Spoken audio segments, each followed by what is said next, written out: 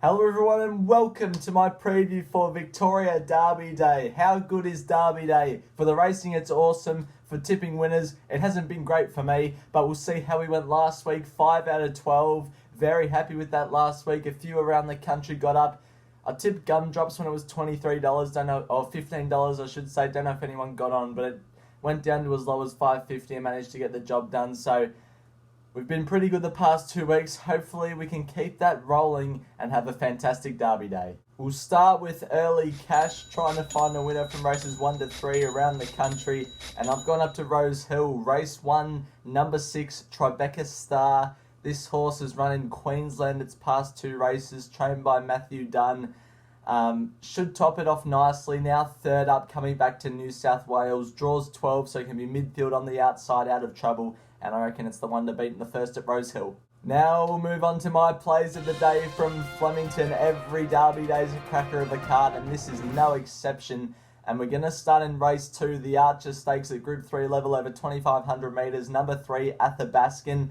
I really like this horse on Saturday. This horse from gate 3 should settle on speed in a small field of 7, so that he shouldn't strike any trouble, or likely not to strike any trouble in the straight compared to last start at the Valley in the Moonee Valley Gold Cup, where he was held up on the inside when Damien Lane rode him. So I like it on the week back up, considering it didn't have to do too much work last start. Before this was good in the Bart Cummings from an impossible position.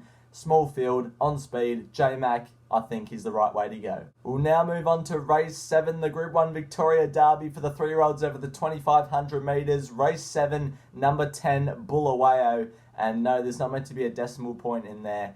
It's paying 60 to 1 or thereabouts. This horse is on the week back up off the Moonee Valley Vars run behind Apulia, where it ran 6.5 lengths off that horse.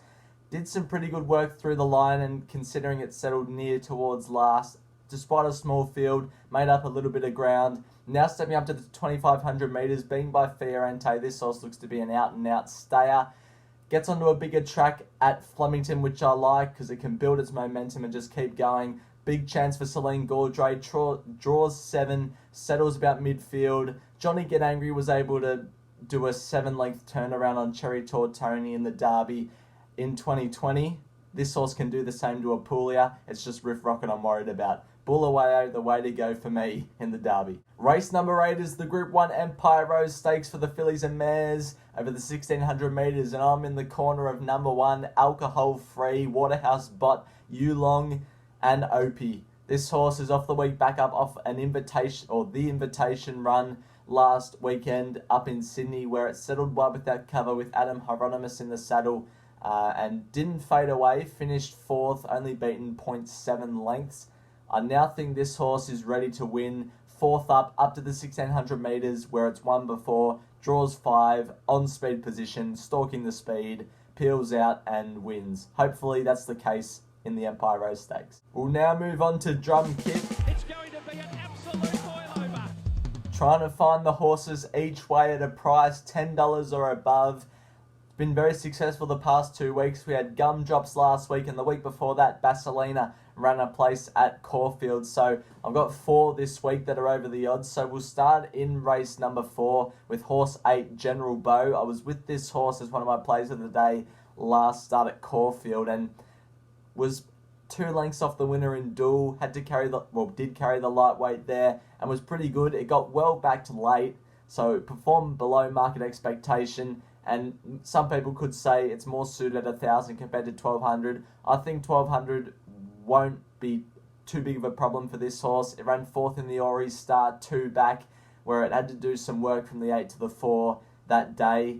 Dean Yendall is a very good lightweight jockey, carries the 56 kilos, draws gate 1, could fly up the inside for a placing. The next one is race 5, number 10, Ethel Fled. I'm actually very excited about this horse. The Group 2 Wakeful Stakes for the 3-year-old fillies over 2,000 metres.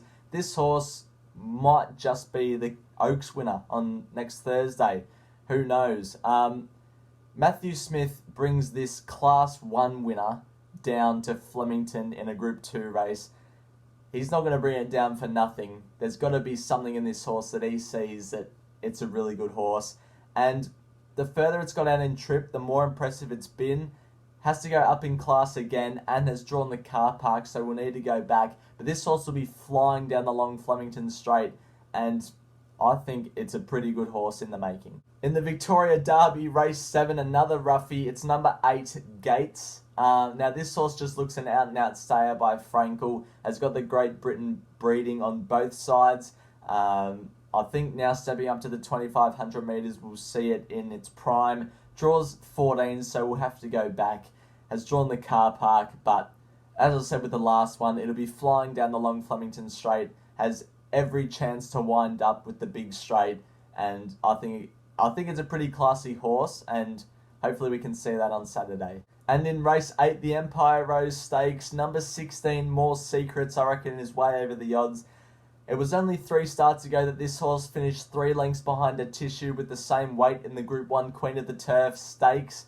Atishu open favourite for this race, and More Secrets open $34, so the market has got it wrong there. Last start was good in the Yank Stakes, finishing fast behind Renaissance Woman. Draws 4, so can settle in a more on-speed role. Damien Oliver who won the Empire Rose in 2020 with Shout the Bar. That horse is over the odds in the Empire Rose. It's quaddie time, and for the second week in a row, I've gotten 3 out of 4 legs, and last week I probably should have got it because they were basically all favourites, I think. Apulia I missed out on, going Verdad 1 out in race 7, race 8 Imperatriz, race 9 Romantic Warrior, and race 10 Archo Nacho. But this week is different as I just see who I've got. So race 6, the Coolmore Stud, number 1 Shinzo, number 2 Cylinder, and number 5 King's Gambit. In the Victoria Derby, number 1 Apulia, number 4 Riff Rocket, number 8 Gates, and number 10 Bulawayo. In the Empire Rose, number 1 Alcohol Free, number 3 Hope in Your Heart, number 4 Atishu, and number 16 More Secrets. And then in race 9, number 4 Ayrton, number 5 Tamerlane, number 7 Corner Pocket, number 10 Here to Shock, and number 12 Kalino. It's now time for Around the Country. I've got 1 from Eagle Farm and 1 from Morphettville. So we'll start with the Eagle Farm 1. It's race 5, number 5 Evocator. Now this horse was good, finishing second, beating a pimple last start at Eagle Farm in a benchmark 68. First up, which was 3 starts ago, it flew down the outside to win first up at the same track in a benchmark 68 as well. This is a no metro win, so it's not a very high class race. Draws 6, Robbie Dolan, lightest weight, 54 kilos. I think it will be winning. The one from Morphettville is race 6, number 1, Pointless Praise. This horse trained by Richard and Chantal Jolly to be ridden by Jake Toeroke. Draws 5, is able to settle in an on-speed position from that barrier, in my opinion. Was really good last start in a Class 1 at Morphettville on the inferior part of the track behind Superior Sam and Episodic. I think now, it would have gone close if it had been on the superior ground in that last start race. So draws 5, will get a good run, and it's a pretty good horse, I think. It's now time for the Get Out Stakes, and for the Get Out Stakes this week, I'm going to go to Eagle Farm, race 9, number 9, Nashira. This horse was really good last start at Eagle Farm behind Osamu and Zushak in an open handicap over 1,000 metres. Finishing off really well late. It had a lightweight on that occasion. It gets a lightweight on this occasion. 54.5 kilos for Benny Thompson to ride. This horse draws gate 9, so we'll have to get back. But this time it's over 1,200 metres, not 1,000. So I'm hoping it can pick them up and win the last. It's that time of the week. It's last man standing, and the winner might have already crowned himself. Sky High Horse Racing might just be the winner. He is in front by a long way now. Over $3,000. If you want to see what happened last week, go rewatch the video, Cox Plate Day. Sammy's down 100, Geordie's down 195. I'm down even more than that, about 614 or something. So we'll see what we're doing this week. Sky High Horse Racing just wants to protect his lead. He's going 100 the win, race 4, number 5, Triple Missile. We'll move on to Sammy, who's in second place at the moment. $100 win multi, Zardozi into Riff Rocket, and then $100 place multi, which is Rose Quartz into Wishlaw Lass, $25 each way on General Bow, and $25 each way on Lord Vladivostok. Geordie is going for 100 the win on Athabascan, 100 the place on Sunsets, 50 the win on He-Man, and 50 the win on Shinzo. And I'm going for 100 the win on Athabascan. Spoiler alert, 100 the win on Black Pen. Race 5 at Mornington on Sunday. 50 the win on Nashira. 20 each way on Ethel Fled. And $15 each way on Bulawayo in the Derby this week.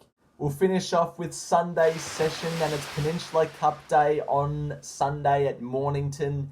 And this horse has only won 1 from 22, but I reckon can make it 2 from 23 on Sunday. Race 5, number 5, Black Pen. This horse is off the week back up off a very good run at Yarra Valley, running third. Had to do some work from the back there. I think draws gate 5 now. Then the notorious young calf goes on, Ben Allen. Should be around midfield or so. In the autumn, it ran second behind Sparkle at Flemington in a benchmark 80, so it's got some class. The weakest test it's faced for a while, benchmark 58, 2,400 metres. I really like its chances. That's how we're going to finish. Thank you all for watching my Derby Day preview stack of videos coming on the channel next week because it's Melbourne Cup Carnival weekend. I'll see you in the next video. Bye for now.